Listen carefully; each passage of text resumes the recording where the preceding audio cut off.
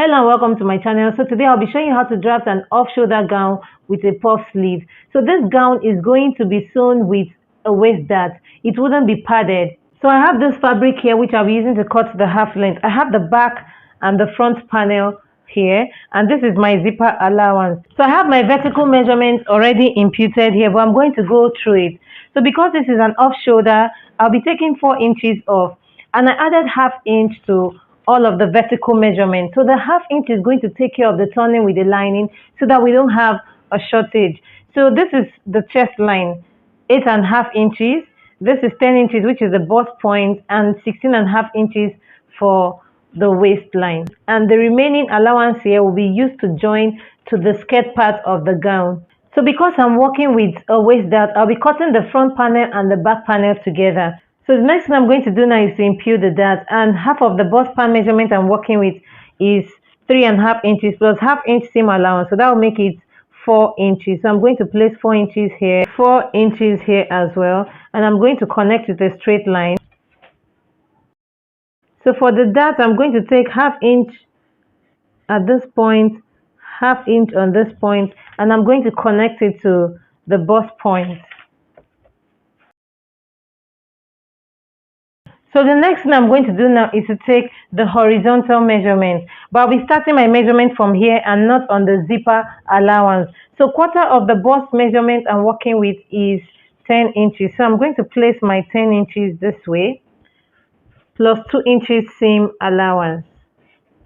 And on the waist, quarter of the waist measurement I'm working with is 9 inches. So I'll mark my 9 inches here, plus 1 inch for that, and 2 inches seam allowance. So the next thing I'm going to do now is to connect the markings together.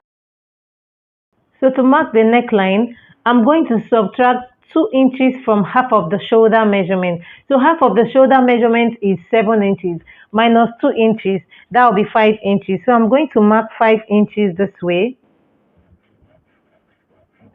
And from this 5 inches, I'm going to connect from here to the armhole. So for the neck depth, I'll place my tape this way, considering the 4 inches which I took off. So I'm going to mark 6 inches at this point. So the neck depth is going to be 6 inches for the front. So I'm going to connect this way. And for the back, I'm going to come down also by 1 inch. So the back is going to be 5 inches low. So I'm also going to connect from this 5 inches to this point here. So before I cut this out, I'm going to notch where my dart is going to start from. So the next thing I'm going to do now is to cut this out.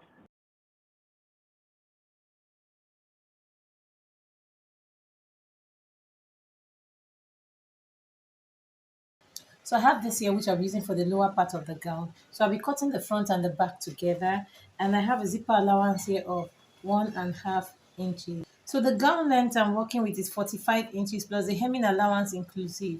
Now I've already cut out the half length, which is 16 inches. So if I subtract 16 inches from 45 inches, I'll be left with 29 inches. So the skirt part of the gown is going to be 29 inches. Normally I'm supposed to place my tape this way, taking 16 inches off, and mark out the 45 inches around this side. Okay, but I wouldn't be doing this. So this is because I want to make use of this part of the design on the gown.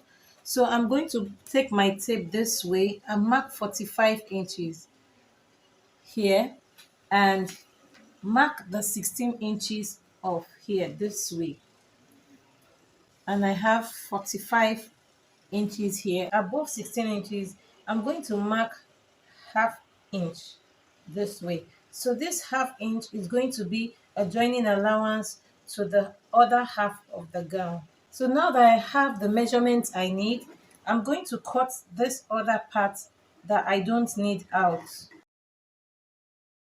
So from this line, this first line, I'm going to impute the vertical measurement.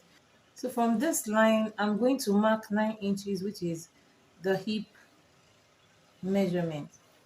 And on the hem here, I'll be marking out 1 inch for the hemming allowance.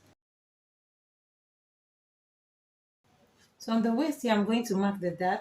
The same thing I did for the upper bodies. So I'm going to mark 4 inches here. So this is the dart leg. And I'll be stopping 3 inches above the hip line. So I'm going to place my tape this way and mark 3 inches here. So this is where my dart is going to stop. So I'm going to extend it. I'm going to take 1/2 inch on this side and 1/2 inch on this side. And I'll connect to this point here. So the next thing to do now is to impute the horizontal measurement. So I'll fold in the hemming allowance first. Sorry guys, at this point I noticed I lost some clips. So on the waist, I just took quarter of the waist measurement plus 2 inches seam allowance, and at the hip I also imputed quarter of the hip measurement plus 2 inches seam allowance.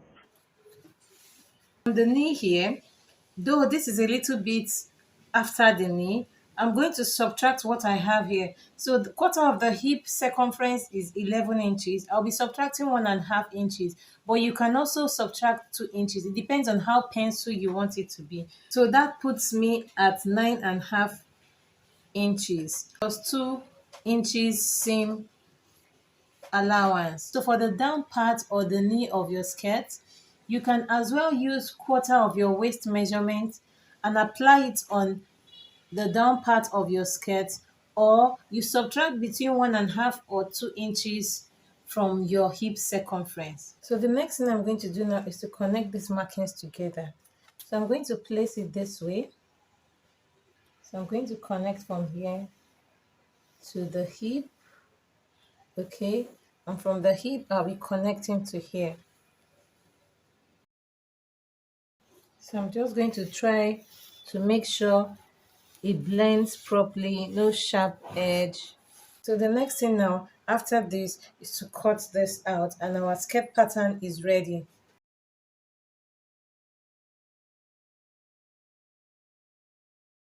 So I'm also going to notch here to know where my dart also starts from. So opening up, you're supposed to have a little slant at this end and not something straight. Now we're done cutting. The next thing I'm going to do now is to use these panels to cut out the lining. So after cutting out the linings on all the panels, the next thing to do now on the half bodies, I'll be working on the neckline. So I'm going to sew with quarter of an inch on the neckline. After sewing, I will notch the neckline, then top stitch it. Then I'm going to sew up this place, sew up this side, and flip the lining. So I'll do the same thing to this panel. So after turning with the lining, I went ahead to iron. So the next thing now to do is to mark out the darts, and I'll be doing that on both panels.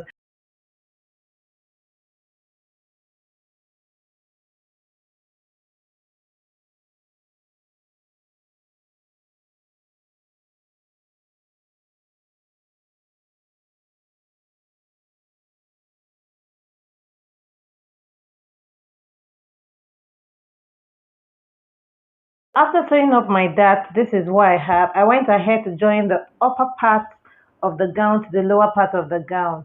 So for a beginner to join your panels together, you go ahead and fold your panels into two and notch the midpoint. Then you bring the panels together, making sure that the notch parts meet each other. You can pin it down.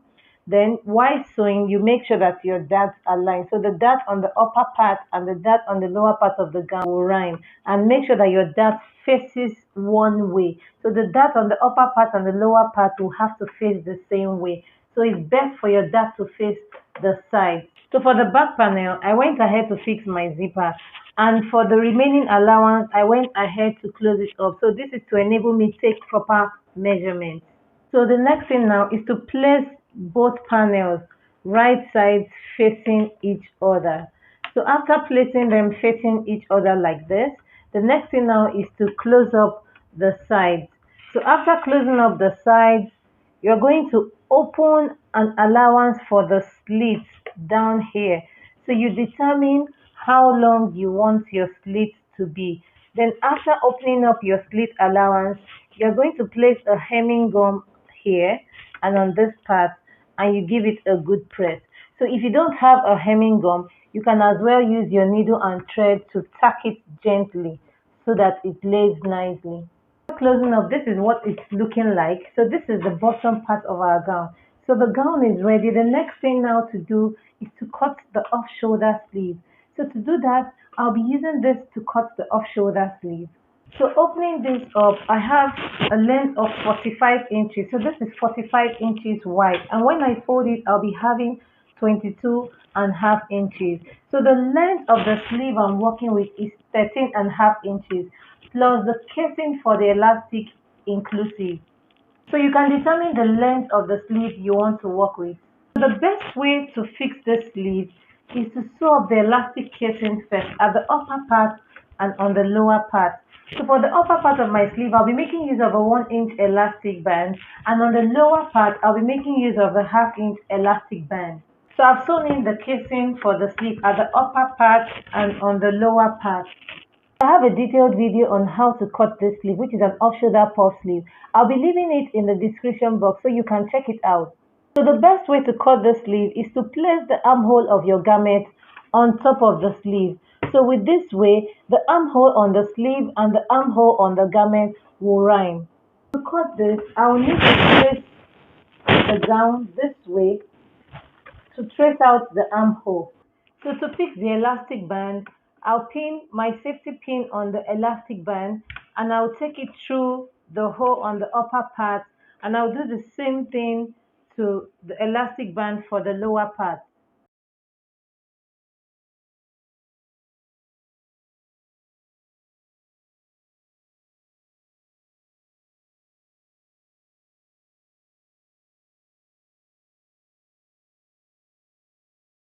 So after inserting our elastic band, the next thing to do now is to take it to the machine and take it in gently this way, secure the sides, close up the 1 inch seam allowance, and fix it to the outfit.